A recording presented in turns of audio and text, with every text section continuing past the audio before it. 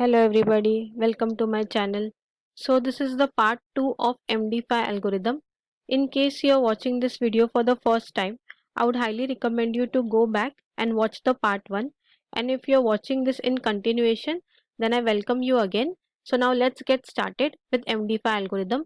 हमें पता है कि MD5 algorithm में हमने 4 buffers को initialize कर दिया था where each buffer had 32 bits. So I have A, B, C, D 4 buffers with me and each buffer is storing 32 bits जो हम लोग एक hexadecimal format में यहाँ पे represent कर रहे हैं. अब हमने A, C और D calculate कर लिया था. So let's revise that. New A was the old D value. New C was the old B value. And new D was the old C value. So A, C, D तो हमें मिल गया from the old values of A, B, C, D.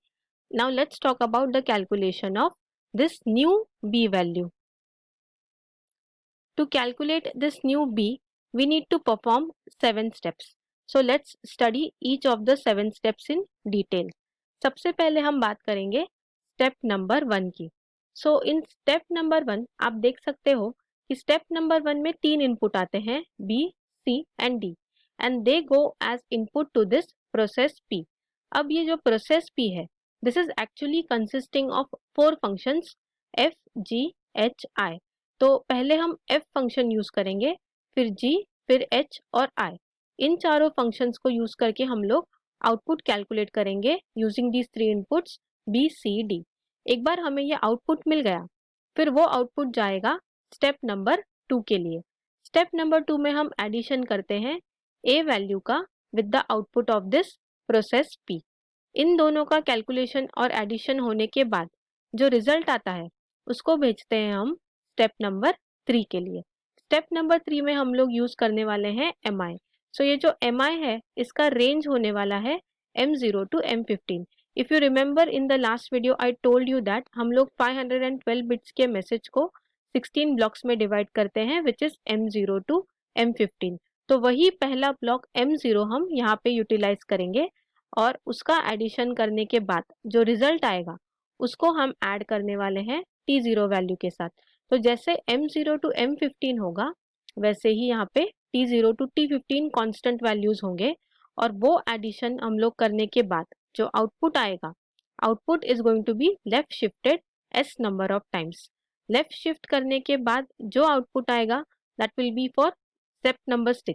So in step number 6 we are going to get this left shifted value and we are going to add the old b value to this step and the result that you get is going to become your new b.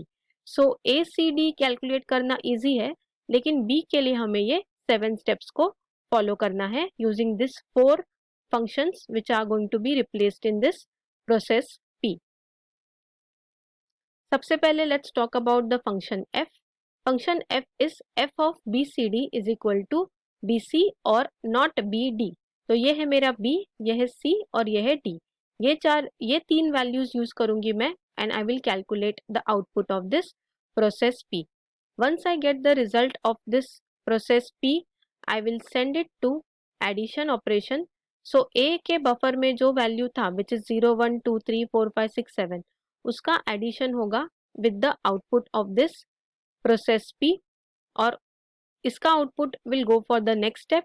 Next step में मैं लूंगी m0 और t0. m0 and t0 use करके मैं step 3 4 5 6 calculate करूंगी and जो result आएगा step number 6 का वो होगा मेरा फाइनल b.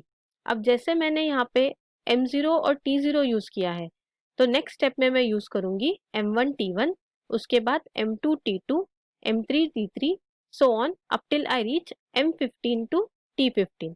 तो इस तरह से मैंने फंक्शन f यूज करके and m0 to m15 and t0 to t15 use करके नए वैल्यूज abcd के कैलकुलेट कर लिए.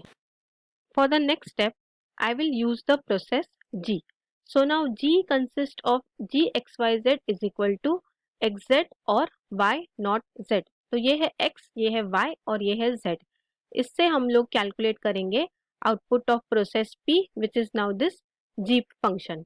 So output of process P will be sent for addition with the input value of A, और ये calculation के बाद again I will use M0 to M15 and T0 to T15, and finally after performing this 7 steps I will reach new values of A, B, C, D. So that was about round number 2. Now let's talk about round number 3. In round number 3 we have a new function h. H of x, y, z is equal to x XOR with y XOR with z. तो ये है मेरे तीन values x, y और z. तो ये तीन values का मुझे XOR ऑपरेशन परफॉर्म करना है. इसका जो रिजल्ट होगा that will be the result of this step number 1 which will be sent as input for step number 2. In step number 2, I will take the A value, perform addition of this A value with the result of process P, and I will send the output for the next step. Next step में मैं M0 के साथ उसका addition करके I will send the output to step number 4. Step number 4 में I will add T0 value to it and send it for the left shift operation. After performing the left shift operation, I will add the output to the original B value, and then I will reach the new B value. So A, C, D is calculated from the old values and B is calculated from these 7 steps. जैसे मैंने M0 T0 put किया था वैसे ही मैं M1 T1 M2 T2 ऐसे करके M15 T15 तक values डाल के नए ABCD वैल्यूज कैलकुलेट करूंगी and I will send it for the next step. The next step is also the last step of the MD5 algorithm. It makes use of function I. So I of xyz is given by the equation y XOR with x or not z. तो ये है मेरे x, y और z values. ये values को मैं put करूँगी in this equation, and whatever result I get is the result of step number 1. This result is going to be sent for step number 2 and added with the A value. Similarly, we will use M0 and add it with the next value, which is the output of this step number 2. Then we will perform step number 4 by using the T0 value. Then we will left shift by S number of times. Again, we are going to add it with the old B value, and then we will get the result as new B. Now, after performing this, these values are again going to be transferred here, and we are going to substitute M1 and T1 here. I is not going to change. We are only going to substitute M1 and T1 here. So after this, we are going to perform all the 7 operations, all the 7 steps, and get the final result, which is B. A, C, D तो पहले से calculate करके रख दिया था. B के लिए ये सारे स्टेप्स परफॉर्म कर दिए. फिर हम M0 से लेके M15 तक और T0 से लेके T15 तक ये सारे स्टेप्स फिर से करेंगे. And finally, after we perform these steps for the 16th time, that means M15 और T15 टाइम जब हम लोग ये स्टेप्स परफॉर्म कर लेंगे, उसके बाद जो हमें रिजल्ट मिलेगा A, B, C, D, that is going to be our 128-bit message digest 5. So in this way, we have calculated the MD5 128-bit hash value. I hope this video was helpful to you.